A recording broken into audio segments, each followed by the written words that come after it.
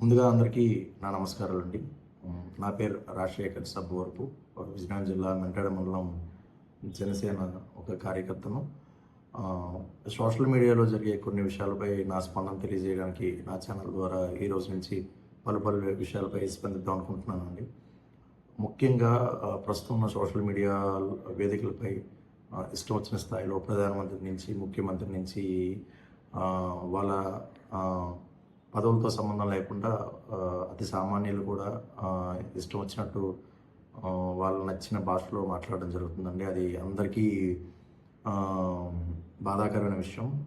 ఎందుకనగా ఒక ప్రధానమంత్రి కావచ్చు, ఒక ముఖ్యమంత్రి కావచ్చు, ఒక ఎమ్మెల్యే కావచ్చు, ఒక ఉప ముఖ్యమంత్రి స్థాయిలో ఉన్న వ్యక్తులు ఎవరైనా కావచ్చు, వాళ్ళ లైఫ్లో చాలా సాక్రిఫైస్ చేసి వాళ్ళు చాలా కష్టపడి ఆ పొజిషన్కి వెళ్ళడానికని చాలా కష్టపడి చాలా సాక్రిఫైస్ చేసి ఉంటారండి.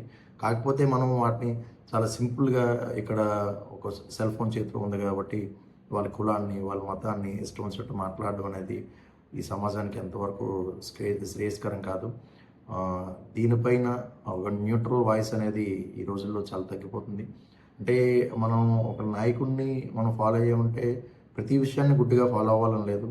అందులో నచ్చిన విషయాలు ఉంటాయి, నచ్చిన విషయాలు ఉంటాయి. నచ్చిన విషయాన్ని నచ్చినట్టే చెప్పాలి. నచ్చిన విషయాన్ని, సమాజానికి హాని కలిగించే విషయాన్ని నచ్చలేదనే చెప్పగలగాలి. అప్పుడే ఈ న్యూట్రల్ పీపుల్ ఎవరైతే ఉన్నారో వాళ్ళకి ఈ విషయాల పట్ల పూర్తి అవగాహన వస్తుందండి. కొంతమంది మీడియా టీడీపీకి కావచ్చు, వైసీపీకి కావచ్చు, జనసేనకి కావచ్చు అనుకూలంగా ఉండొచ్చు, కొంతమంది ప్రతికూలంగా ఉండొచ్చు. కానీ ఈ న్యూట్రల్ వాయిస్ అనేది సామాన్య ప్రజలకి ఏ విధంగా అర్థమవుతుందండి?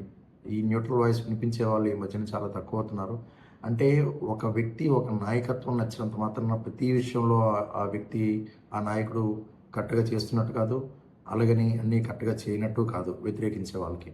కాబట్టి దయచేసి ఒక వ్యక్తిని తిట్టాలనుకుంటే ఆ కులాన్ని తిడుతున్నారు, ఆ వ్యక్తి ఆచరించే మతాన్ని తిడుతున్నారు. హద్దు అదుపులు లేకుండా ఇష్టం వచ్చినట్టు ఎవరు పడితే వాళ్ళు మాట్లాడడం జరుగుతూ ఉంది. ఇది నెక్స్ట్ జనరేషన్కి కావచ్చు. ఇప్పుడు జనరేషన్ చాలా ఫాస్ట్గా ఉంటుంది. మనం ఏదైనా ఒక పని చేస్తే వాళ్ళు 10 సెకండ్లో నేర్చుకుంటారు.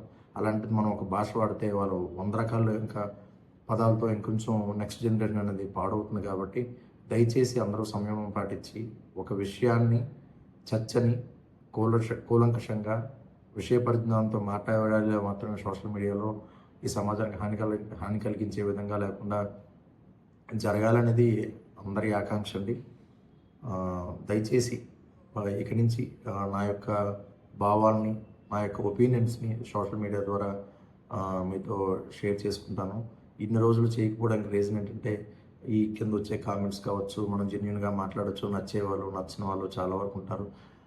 ఇది మన పర్సనల్ లైఫ్ని డిస్టర్బ్ చేస్తుందేమో అనే ఒక ఆలోచనతో ఇన్ని రోజులు స్పందించలేదు. కానీ ప్రస్తుతం ఉన్న పరిస్థితుల్లో, ఇంకా దిగజారుతున్న ఇటువంటి పరిస్థితుల్లో న్యూట్రల్ వాయిస్ ఎవరైతే సమాజాన్ని మంచి కోరుకునే వాళ్ళు ఈ తప్పుడు దోవలో పెడుతున్న సోషల్ మీడియా పట్ల తమ వంతు వాయిస్ని తమ వినిపించి కరెక్ట్ పందాలో వెళ్ళే విధంగా సహకరిస్తారని, అదేవిధంగా నా యొక్క అభిప్రాయాన్ని, వ్యక్తిగత అభిప్రాయాన్ని ఎవరిని కించపరచడానికి కాదు, ఎవరిని వ్యతిరేకించడానికి కాదు, నాకున్న ఒక కామన్ మ్యాన్గా, నాకున్న ఒక సామాన్యుడిగా నాకుండే భావాలని సమాజం ఇలా ఉండాలి, ఇలా మాట్లాడాలి, ఇలాంటి పద్ధతిలో ఫాలో అవ్వాలని నా ఆలోచనల మేరకు నా అభిప్రాయాలు మాత్రం షేర్ చేసుకుంటానండి. అందరూ సపోర్ట్ చేయవలసిందిగా కోరుకుంటున్నాను. Thank you so much.